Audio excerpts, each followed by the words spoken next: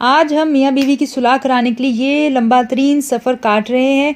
मियाँ बीवी के बीच में सुलह कराना बहुत ही सवाब का काम है और वैसे भी 2-3 मरतबा सारे ख़ानदान वाले बैठ के बीच में सुलह करा चुके हैं, लेकिन आज अगर सुलह ना हुई तो बहुत ही कठिन मामला हो जाएगा, क्योंकि मामला बीच में प्रॉपर्टी का भी है। आतिका के हस्बैंड जो कि डॉक्टर है और उनका क्लिनिक आतिका के नाम पर है। देखते हैं अब ये लंबा सफ़र हमारे फ़ायदे का भी होता है कि नहीं, क्योंकि हम चाहते हैं उनकी बस सुलह हर हाल में हो जाए। सुबह सुबह हम गाड़ी में बैठे और पापा एक शहर से दूसरे शहर जाने के लिए फास्ट एंड फ्यूरियस होकर उन्होंने गाड़ी चलाई, लेकिन हमें पता चला बीच में कि हमारा पेट्रोल भी कम है और गाड़ी की सर्विस भी सही नहीं हुई। हम चाह रहे थे कि जल्दी हम एक शहर से दूसरे शहर आएँ, फिर गाड़ी जब ख़राब हुई तो हमने सोचा ट्रेन का सफ़र किया जाए। जब हम ट्रेन पर पहुँचे, प्लेटफॉर्म पर पहुँचे तो पता चला कि ये गलत ट्रेन है, इसलिए फिर हमने स्टेशन बदला, क्योंकि जिस ट्रेन पर हम जा रहे थे वो वापस हमें हमारे शहर लेकर जा रही थी। फिर पता नहीं कौन से टर्मिनल से होके, ट्रेनों के स्टेशन से होके, हमें इन पूरे सिस्टम का भी अंदाज़ा ही नहीं था और ना हमने सोचा था, इतना एंटिसिपेट ही नहीं किया था कि इतना कोई प्रॉब्लम होगा हमारे ट्रेन के अंदर। फिर बड़ी लोगों से पूछ पूछ के, रास्ता मालूम कर करके कि मेन स्टेशन कौन सा है जो दूसरे शहर लेकर जाए, वापस अपने शहर ना हमें ले जाए। खैर बड़ी ही मुश्किलों से धक्के खा खा कर हम एक स्टेशन पे पहुँचे। वहाँ से हमने टिकट ली और हमने कोशिश की कि हम अपने शहर जितनी जल्दी दूसरे शहर पहुँचे, क्योंकि मामला जो है दोनों मियाँ बीवी का, आतिका और उसके शौहर का है। प्रॉब्लम यही है कि आतिका और उसके शौहर हर वक्त जो है, ये नहीं मैं कहूँगी लड़ते रहते, लेकिन उनके हमने काफ़ी दफ़ा सुलह कराई है। लेकिन खैर हमें जब स्टेशन अपना मिल गया तो मुझे उम्मीद थी कि काश आज इंशाल्लाह उनकी सुलह हो जाए, क्योंकि ख़ानदान वाले एक नहीं कई मरतबा सुलह कराने के लिए बैठे हैं। उनके बीच में पंचायतें भी लगी हैं। आतिका की कुछ टर्म्स एंड कंडीशंस हैं और कुछ उसके शौहर की टर्म्स एंड कंडीशंस हैं। आपने आतिका को मेरे पिछले व्लॉग्स में भी देखा होगा कि वो बहुत ही तमीज़दार सुघड़ लड़की है, लेकिन उसके बावजूद शादियों में लोगों की प्रॉब्लम्स आ जाती हैं। लड़का भी अच्छा होता है, लड़की भी अच्छी होती है, लेकिन प्रॉब्लम कहीं ना कहीं आ जाती है जहाँ दो इंसान होते हैं। दो सहेलियों के बीच में भी लड़ाई होती है, दो लड़कों के बीच में भी लड़ाई होती है, लड़का लड़की के बीच में भी लड़ाई होती है, तो फिर मियाँ बीवी के बीच में लड़ाई क्यों नहीं। खैर काफ़ी दफ़ा उनकी सुलह कराई है, लेकिन आज फाइनल सुलह है, क्योंकि मामला थोड़ा गंभीर है। खुदा ना करे कोई ऊपर नीचे चीज़ होती है तो आतिका के नाम पर जो है उसके हस्बैंड का क्लिनिक है, उसका हस्बैंड डॉक्टर है। अगर कोई चीज़ होती है तो उसको अपने क्लिनिक से हाथ धोना पड़ेगा, लेकिन मामला इस हद तक सीरियस हो चुका है कि वो अपने क्लिनिक से भी हाथ धोने को तैयार है और आतिका भी कह रही कि वो उसको रोल के रख देगी, क्योंकि उसने उसकी ज़िंदगी रोल दी है। अब प्लीज़ गाइस आप दुआ मांगे। मियाँ बीवी के बीच में सुलह कराना तो बहुत ही नेकी का काम है, बहुत ही बड़ा सवाब का काम है। तो मैं ये चाह रही हूँ कि यार उनकी सुलह हो जाए, किसी किस्म की कोई प्रॉब्लम ना हो, क्योंकि ये जो रिश्ता है बहुत ही सेंसिटिव होता है।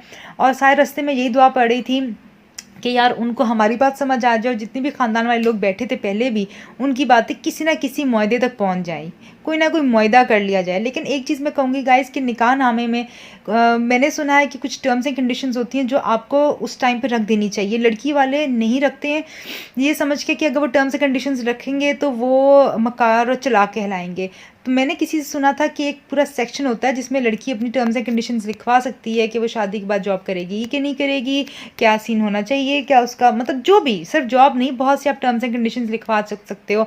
मे बी पॉकेट मनी के हवाले से भी मैंने सुना था आप लिखवा सकते हो टर्म्स एंड कंडीशंस। लेकिन ये सारी वो चीज़ें हैं जो आपको करनी चाहिए। पहले इन चीज़ों की अवेयरनेस नहीं होती थी और इन चीज़ों को अगर कोई करता भी था तो बहुत बुरा समझा जाता था, जबकि ये चीज़ आपके निकाह में मौजूद है, आपके निकाहनामा में है, तो क्यों नहीं आप कर सकते हो? क्यों चीज़ जो अल्लाह ने हलाल कि आप उसको हराम अपने ऊपर कर रहे हो? ये बिल्कुल जायज़ चीज़ है और आपको करनी चाहिए। तो मुझे तो इनकी शादी से ये सबक मिला है कि आपको टर्म्स एंड कंडीशंस पहले दिन ही प्रॉपर लेआउट कर देनी चाहिए निकाह के टाइम, बाद में आप उस चीज़ पे नहीं रो सकते हो। मेरी तो दोस्त है, उसने साफ साफ अपने निकाहनामे में लिखवाया कि वो अपनी ज़िंदगी में वो किसी दूसरी शादी की इजाज़त कभी भी नहीं देगी। तो इस तरह की भी टर्म्स एंड कंडीशंस लिखवाई हुई हैं और उसने ये भी टर्म एंड कंडीशन लिखवाई थी कि वो अपनी मर्ज़ी से हस्बैंड की मुशावरत के साथ, उन दोनों के कंसेंट के साथ उनका बच्चा होगा। कोई सास ससुर या कोई तीसरा शख्स नहीं कहेगा कि भाई हमें तीसरा पोता चाहिए, पांचवा पोता चाहिए, 10वां पोती चाहिए।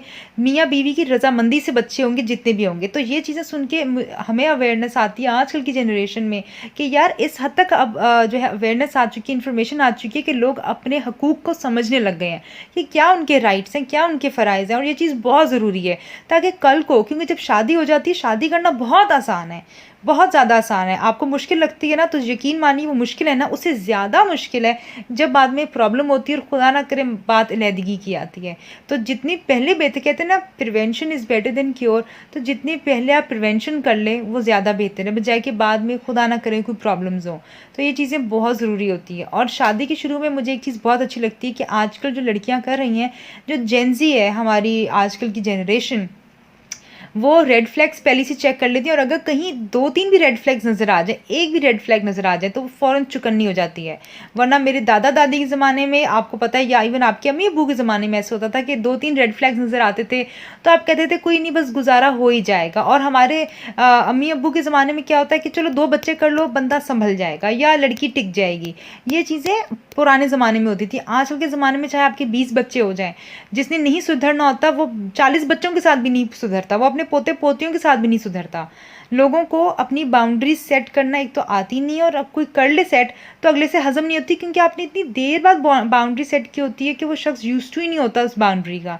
ये सारी चीज़ें यार, ये हम आजकल के लोगों से सीख रहे हैं। तो अगर आपके पास यूट्यूब है, वीलॉगिंग के आप लोगों के वीलॉग्स देख सकते हो, तो ऐसी यूज़फुल वीडियोस देखो जिससे आप सीखो कि दुनिया में आपको क्या करना चाहिए, क्या नहीं करना चाहिए। और ये चीज़ें इतनी इंपॉर्टेंट है, ये आप आतिका की शादी से आप देख लें कि क्यों हम खज्जल ख्वार होकर इतने शहर से होकर, और अगर आप अभी आप देखें आगे के सफ़र में कितनी पतली पतली गलियों से होकर हम मेन सिटी में पहुँचे हैं, जहाँ आतिका का घर है। उसका घर बहुत ही अच्छे और पॉश एरिया में है, लेकिन जिस जगह से हम होते हुए गए हैं वो ऐसी जगह थी कि मतलब कई जगह तो हमें गाड़ी पार्क करके, क्योंकि हमने टैक्सी ली हुई थी, 2 टैक्सी वालों ने हमें कहा कि आप यहाँ से पैदल आपको जाना पड़ेगा। हमें लगा शायद बहुत पास जगह, लेकिन जब मैंने मैप लगाया तो वो बाकायदा 1 किलोमीटर बाय वॉक दिखा रहा था कि वॉक के ज़रिए आपको 1 किलोमीटर जाना पड़ेगा। हम आधा किलोमीटर तो चले, लेकिन उसके बाद हमने कहा अगर कोई गाड़ी रिक्शा भी रास्ते से लेते हैं तो वो भी वहाँ तक नहीं पहुँचेगा। 2 रास्ते हमने 2 इस तरह से टैक्सियाँ बदली, फिर मेन सड़क पे हम गए, वहाँ से दूसरी टैक्सी ली, उसने फिर हमें एक और पतली गली में छोड़ा कि जहाँ से आपको फिर भी आधा किलोमीटर पड़ेगी, आधा किलोमीटर की वॉक है। वहाँ से भी हमें आधा किलोमीटर की वॉक नहीं पड़ी थी, बाकायदा 2 किलोमीटर की तो वॉक हो गई, या कह लें 1 किलोमीटर की पूरी वॉक थी वो। लेकिन इसके बावजूद मैं ये कहूँगी कि ये सारे के सारे सुलह में क्या हुआ है, ये आप तो मेरे व्लॉग में देख लेंगे कि उनके बीच में क्या बात पड़ी है। और आतिका ने कहा है कि अगर कोई मामला गंभीर हो तो मैं अपने व्लॉग में डालूँ।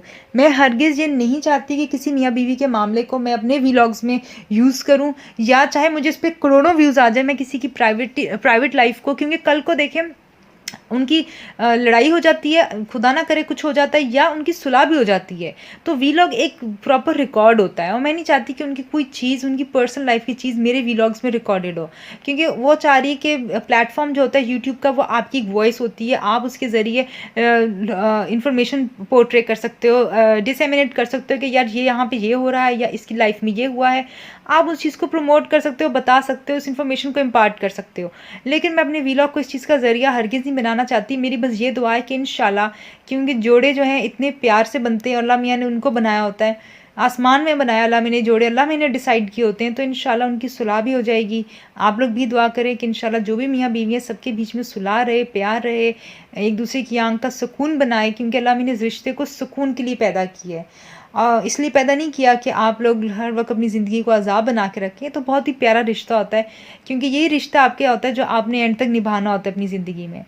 मैंने एक लाइफ में आप सब भी एक सेलिब्रिटी को जानते होंगे जो अपनी लेट 60s में है, और एक और सेलिब्रिटी जो अपनी लेट 70s में है। उन्होंने इस उम्र में आके अपने हस्बैंड से अलहदा होकर काफ़ी अरसे बाद, 5 साल बाद, कि एक ने 10 साल बाद जाके शादी की है।